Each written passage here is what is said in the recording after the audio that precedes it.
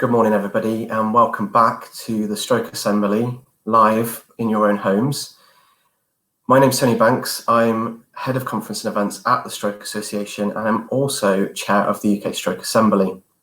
We're into the second week of our Stroke Assembly webinar series, and this week the focus turns to how you can take action on stroke. Last week, we had a great week around staying active. There were 3 webinars which you can catch up on now on the Stroke Association's website at stroke.org.uk/UKSA virtual. Please do check them out and share them with your own networks if you can. We want as many people as possible to access our Stroke Assembly webinars. This week, as I mentioned, it's all around taking action. We'll come on to our webinar in a moment, but before we do, we really want you to have your say at the Stroke Assembly. This is about you, this is for you, so please post your comments and your questions in the chat box. If you're watching, share your own experiences and tell us what you think. As usual, we've got Natalie with us, who is going to be taking your comments and questions throughout. Good morning, Natalie. Good morning, everyone. It's great to be here again, and I hope you're ready for this morning's webinar. Just as a reminder, if you are looking to post any comments this morning, at the right-hand side of your screen, you should see a comments box. If you scroll down to the bottom, you'll be able to enter your comments and questions into the text bar and just submit using the little arrow key. Thank you, Nat. So please do have your say and post your questions and comments throughout, and we'll get to them towards the end of the session. Also, if you're on social media, please use the hashtag Stroke Assembly and post on Twitter or Facebook or Instagram if you're using it, and help to share the word of these webinar series to your own networks. So on to today and this week, taking action on stroke, and today's focus is around how you can campaign from home during lockdown and ensure that stroke remains a priority. We've got Emily Hurd, our campaigns officer at the Stroke Association, with us this morning, who's going to take you through some of the things that you can do to take action on stroke. So I'll say good morning to Emily and hand over to her, and I'll see you all in a moment. Hi, everyone. Thank you for joining me today. As Tony said, my name is Emily, and I'm Campaigns Officer at the Stroke Association. Today, I'll be talking about how together we can take action to ensure we keep stroke a priority. It's a bit of a unusual time for everyone right now, but we've adapted our plans here in the campaigns team at the Stroke Association as a result of the COVID-19 pandemic, and we've come up with some new ways to make sure that stroke remains a priority and is being considered still by people making decisions here in the UK.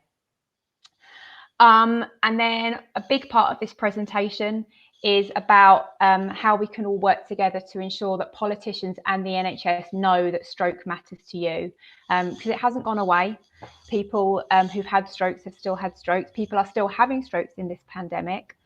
So we all need to continue to work together to keep stroke the priority that we all know it needs to be. You can all see my video. Here's also a lovely picture of me that I've added to my presentation.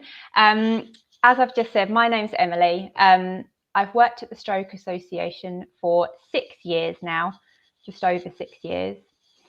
And I've been a campaigns officer working in the campaigns team. Previously, I also campaigned with other charities, cancer charities.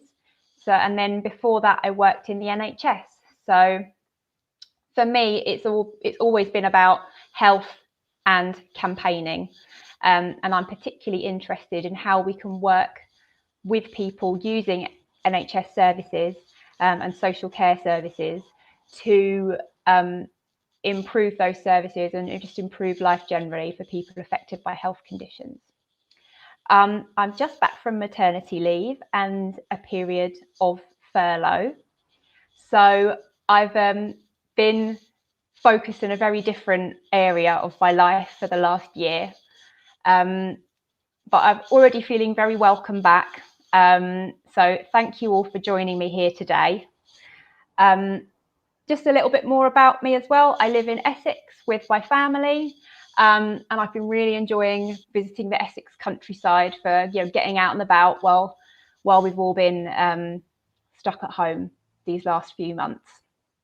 So yeah, how is everyone getting on? If you would like to share a little bit about yourself in the chat box, your name, where you come from, any campaigning you've been up to during this pandemic, please add it to the chat box so others can see and join in, because while it's amazing we're still able to be in contact in this way, sometimes it does feel like we miss out on those personal connections, which we would have got if we would have been meeting up face to face. So please do use the chat box to say hi and connect with each other. So today, I'll be covering why we're still taking action. Why do we still need to take action right now? And why take action in general? You know, what's the point? I think there is a very good point. I wouldn't be doing my job as a campaigns officer if I said there wasn't. Then we'll also be covering what are the most effective actions, because, you know, we're not about making a lot of noise for no benefit. Whenever we campaign at the Stroke Association, we're always thinking what will be the most effective thing to do. So I'll cover that in this presentation. And also, very importantly, I'll be covering how to campaign during a pandemic. There are restrictions on what we can and can't do, and there's also guidance to help keep us safe. So we've put a lot of thought into how we can still make sure our voices are heard, while also making sure that no one is pushed to do anything that they feel uncomfortable with when there's a risk to health at this time. And I'll also be covering how we can keep in touch. This is a great way to keep in touch, but there are other ways that you can make sure that we're staying in touch right now, and I'll cover that later in the presentation. Has anyone done any campaigning before? I'm sure I know a few of you from speaking at previous stroke assemblies, or if you've done any campaigning at the Stroke Association before. But yeah, so if we have worked together before, say hi. If we've never met before, come and say hi. If you've done any campaigning before, we'd be really interested to know. Have you contacted your MP? Have you raised issues in your local newspaper? Have you been a patient representative on any health or social care decision-making groups? Love to hear about it. So yeah, let us know in the chat box. This is Laura campaigning from home. This is an example of campaigning action that one of our campaigners has been doing. She's thanking the NHS for the help that they've provided to her family. This is something that I'll be covering later. One of the really important things that I think is often overlooked with campaigning is that it can be really positive. We're not always about calling out things that are wrong. We do that, but what is, I think, equally important is encouraging what's going well to keep that going. And one of the ways that we can do that is by thanking people who are getting it right. So yeah, if anyone's got any experience of campaigning, pop it in the chat box. We can share people's comments towards the end of the presentation. So moving on to the next slide. Why take action? Why bother? Well, I think it's very important to bother because effective campaigning can bring about huge improvements to people's lives. There are some examples of great campaigns. For example, the massive social changes seen through the effective campaigning of the civil rights movement in America. At the Stroke Association, we've seen amazing changes to stroke becoming a priority across the UK, thanks to our campaigning for several years and our continuing campaigning. So that's the main reason, is that it's effective. Also, it's important to remember it can sometimes feel like there's nothing you can do, but decision makers are accountable to you and you have influence over them to make them listen. The easiest example of this is MPs. They rely on your votes. So if you don't vote them in, that's it, they've lost their job. Their job is to listen to you and represent your views and concerns in Parliament. And then the final point, why take action? Actually, some people don't feel the need to take action if they think, oh, I'm all right. I actually, using a stroke example, oh, I had really good care, that's fine. But actually, even if you're okay, there might be other people affected by stroke who aren't. And some of the most effective campaigning I've seen has actually been when people have had a great experience, have used it to highlight how there are differences across the country that aren't fair. So an example would be, oh, I had brilliant rehab, but my friend who lives down the road lives in a different area, had a terrible experience. Why does this happen? If this area can get services right, why can't I everywhere across the UK? And this can be really, really effective. So, what is the most effective action to take? Some of the most visible campaigns use protest as a tool. That's probably what a lot of people think of when they think of campaigning. And protest can be an amazing action to gain support for a cause and to put very, very public pressure on people in power. But these movements often use other tactics as well that aren't as visible and maybe aren't as known. And also, not all campaigns use protest. To be effective, we need to work out who can change things, so who has the power. I put a picture of Boris Johnson, our Prime Minister, here. And as the leader of the UK, it can seem like he's the obvious person. But when we're looking at changing something to do with stroke care, often we need to be targeting people who work for the NHS in leadership positions, whether that's nationally or locally. So if we need to see a change, it's really important to think about who we need to convince to make that change, because it will be different depending on where we are and what we're looking for. Then the next thing to think about is, how do we influence them? There are some sort of go-to tactics for campaigning, things like protest, email your MP, sign a petition. But depending on who we're trying to influence, some of those things can be more effective or less effective. So it's really important to think about how we can influence those people. And then the final thing, which is what campaigning is all about, is who can help you. In my experience, it's always more effective to work together with others, because sometimes it seems like as one person you don't have a lot of power, but by working together we can demonstrate that there's a lot of people who support an issue and that things need to change. So I'm going to be covering 3 ways that you can get involved today. We've put a bit of thought into this, and we've changed our plans as a result of the COVID-19 pandemic. So as you can see here, the first way to get involved is to join our campaigns network. This is a way of staying in touch with others affected by stroke who are taking action to change things. The second way you can get involved is by taking part in our COVID-19 survey. I'll go into more detail about this in the next few slides. This is one of the main things that we're doing in response to the situation right now. And the final one, I mentioned it earlier, and you saw Laura taking part in this action, is saying thank you to the NHS. So like I said before, it's very important to raise problems so things can be improved. But it's also really important to say thank you and encourage what works well to continue.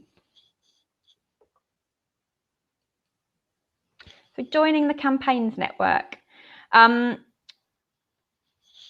Natalie can post a link in the chat box to how you can sign up to the Campaigns Network. And there'll be an email going around to everyone who's attended. And if you're watching this, if you're not watching this live, I believe there'll be links in the description about how you can join the Campaigns Network to stay in touch with others affected by stroke. It's the easiest way to stay in touch. What will happen is you'll get an email every few weeks with an update about what we're campaigning on and simple ways you can take action, usually online right now. So it will be things like taking you through to links to send emails and other things like that that you can do from home.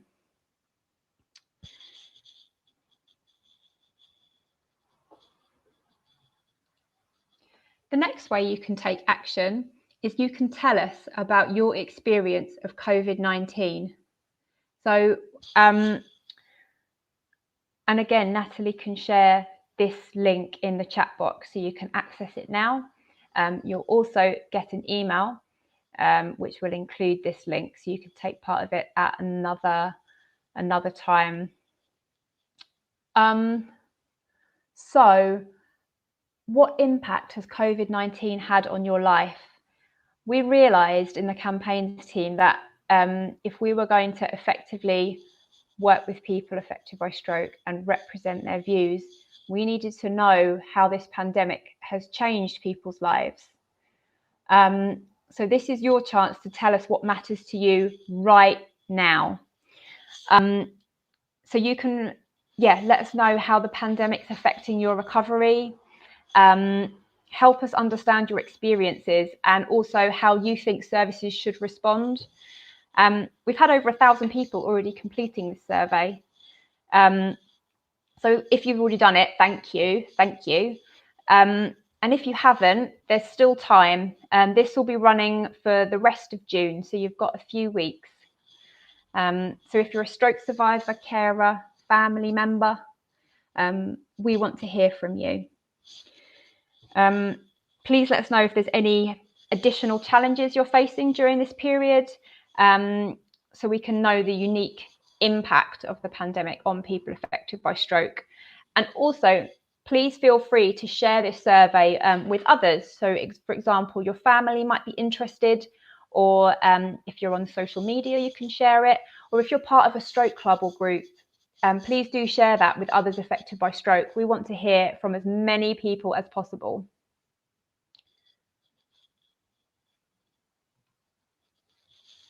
And moving on to current action we have that is live. Again, I think Natalie can share this link to our Thank You NHS action in the chat box. If you click on that link, it will take you to a page where you can write your name and a thank you message or a comment, which we will then share with people working in the NHS. So it's also about supporting people who are doing a great job and encouraging them to keep up the good work. We've seen a lot of this, particularly now, thanking health services during this time. And we think that stroke teams aren't any different, so we want to say thank you to them. If the incredible work of a nurse, a physiotherapist, a doctor has really helped you, we want to hear about it. So please it just takes a couple of minutes and we'll do the rest. So what we've done so far is for some of the comments we've received, we've made thank you cards with comments in it, and we sent that to leaders working in stroke care. And we'll keep on doing that as the comments keep coming in.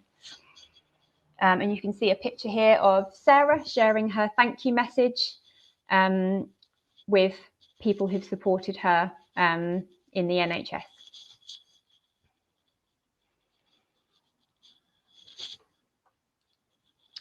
So finally, we're moving on to a questions and comments section of this presentation for us to hear from you.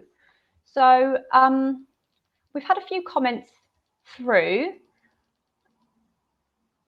am I moving on to the questions myself, Hi, Emily. Tony? Or oh, hi. Thank you so much for taking us through that presentation. Really informative. We have had some questions and comments, I believe, Nat, who is going to share some of those with you now, Emily. We have indeed. So thank you for everyone who's posted a comment so far. It's been great to see so many people who've already taken part in our survey. So that's really positive to hear. And hopefully with those who are watching, you'll be able to fill in that survey as well, as I've posted some relevant links that you'll be able to access that from. I do have a few comments to share. So one particularly from Helen, who mentioned that I had my stroke Easter week this year at the peak of COVID. So not an ideal time to be in one of the main COVID hospitals. We understand that must have been a very scary time for you, Helen. So anything we can do to support you, please do get in contact with us. We've also had a few comments, one from Mike. I don't know if Emily or Tony might be able to answer this for us. So Mike said, I had my stroke the day after a cancer operation in January 2018. Does the Stroke Association work with any cancer charities? Oh, great question, Mike. Thank you. I actually used to work in a cancer charity. So yeah, I've got a bit of knowledge of this. As a charity, the Stroke Association tries to work in coalition with other charities because we all know that people are people, they're not a condition. So as you say, you've had a stroke, unfortunately, the day after a cancer operation. So I'm really sorry to hear that, Mike. But what you've just perfectly illustrated is that people have cancer and have strokes. So yes, we make sure that wherever possible, we're working together so that we're highlighting common issues to government, because there are some issues, for example, issues with social care that people who've had certain types of cancer or certain types of stroke will have in common. And again, people don't always just have one condition. So yes, we work together. There's a sort of a formal coalition, the Richmond Group, but we also team up with other organisations as and when it works best for us. And I think we can post a link to the Richmond Group of charities in the chat box as well, if anybody wants to read a little bit more about that coalition, which has got Macmillan and Breast Cancer Now part of the group. Yes. Brilliant. Thank you both. I've just posted that in the chat if anyone would like to take a look. I do have one more comment. So from James, it's good morning, everyone. Great to hear from you. Campaign is such a rewarding thing to do. It can really make a huge difference. I've been involved for the past 3 years. So that's great to hear, James. So thank you for getting involved with us for such a long time. So thank you very much for your support. I think that's all the comments we have at the moment. But if anyone does have anything they'd like to ask to Emily or Tony, please do pop it in the chat box. Oh, can I just say thank you for sharing your comments? Yeah, and also, yeah, James, thank you for campaigning with us for so long. And also thank you to everyone who's already taken part in that survey. That's brilliant. Thank you so much. Yeah, we really appreciate it. Thanks, everybody. Emily, I have a question for you, if you don't mind, whilst we've got a few extra minutes. If you wanted people to take one action as a result of listening to your presentation today, what do you want them to go away and do?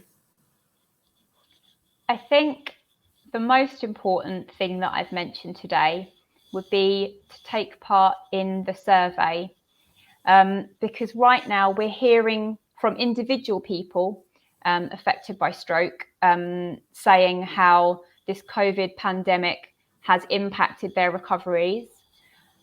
But to be able to influence health leaders and the government, we need to collect everyone's experiences together, so we can have more, so we can be more convincing, so we can have the evidence that we need. So yeah, the most important thing would be to take that survey. So yeah, Nat sent the link, and like I say, there'll be an email, and I believe if you're not watching this live, there should be a link in the description. Yeah, that's correct. So at the end of the week, we'll send a wrap-up email to all of you that have participated, and the links to all of these things that we've been discussing will be there for you to easily access, as well as in the chat box, as we just mentioned now. So please do fill in that survey, as Emily said, loud and clear. That's the most important thing you can be doing for us right now. Thanks, Emily. One final question for me on the survey. If is it an accessible survey if people want to fill it out? Is there different ways they can do that? Yes. So the easiest way to fill out the survey is to click on that link. But if you're having issues with filling that out, we are able to provide telephone support and to do the survey over the telephone. So if you're having trouble, let us know, and yeah, we're able to support you to do that in a different format. Wonderful, thank you. I think that's all of our comments and questions from the chat box for now, Natalie. It is indeed, yes, at the moment. But as I say, if anyone has got any questions that we weren't able to answer today, I'll put our email address in the comments box, and you feel free to email us with those, and we'll be able to get back to you with those as well. Wonderful. That just leaves us to say a huge thank you to you, Emily, for the presentation today. We hope people will take action as a result of listening to what you've had to say, and we'll hopefully see you soon. Great, thank you, and thank you everyone for joining. Thanks, Emily. So that ends our first webinar of the week, and we hope you really enjoyed it. Please do take everything on board and go away and do take action on stroke. It's so important right now during this crisis, but beyond this crisis too. We have got more to come this week. So on Wednesday, we have another webinar for you at 11 o'clock. Join us live for a cook along with Sally B from the Lorraine Show. She's an ambassador for low salt, and she's going to be telling you all about the healthy things you can do to change your diet and your lifestyle whilst cooking a very delicious meal as well. So please join us on Wednesday for that. We're really excited for that one. And please continue to give us your feedback as well. It's so important for us to be able to design these webinars in a way that are best for you and your experience.